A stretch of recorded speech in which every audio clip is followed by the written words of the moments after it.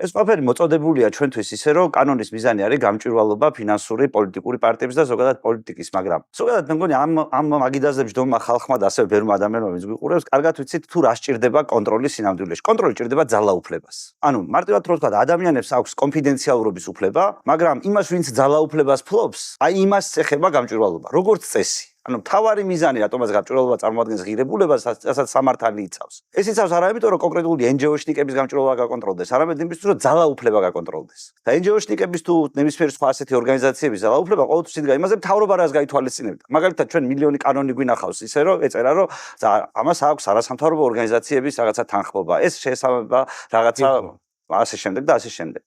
ხოლო რაც შეეხება ძალაუფლების კონტროლს, მე საერთოდ პირიქით რჩება განცდა. მაგალითად, ხელისუფლება მარტო ამ ნაწილში ხო არ აკეთებს გამჭვირვალობასთან დაკავშირებულ საქმეს.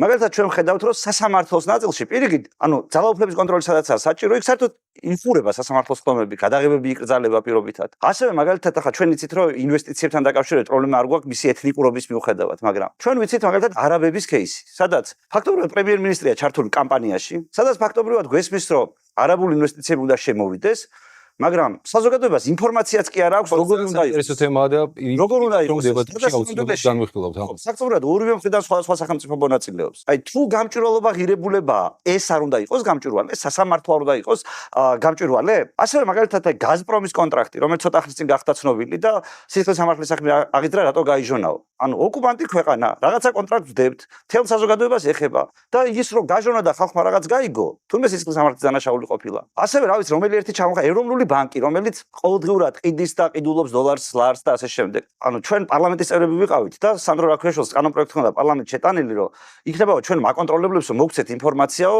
ეროვნული ბანკის ვაჭრობების შესახებ და ესეც საიდუმლო იყო და არ მიიღეს ეს კანონი. რომელი ერთი ჩამოვთვალო, ანუ ნებისმიერ შემთხვევაში ჩვენ ხედავთ ქართული ოცნების მოქმედებებიდან, რომ მათი მიზანი გამჭვირვალობა არ არის. იმიტომ რომ სადაც საჭიროა გამჭვირვალობა, იქ გამჭვირვალობაზე არაფერს არ აკეთებენ, პირიქით კეტავენ.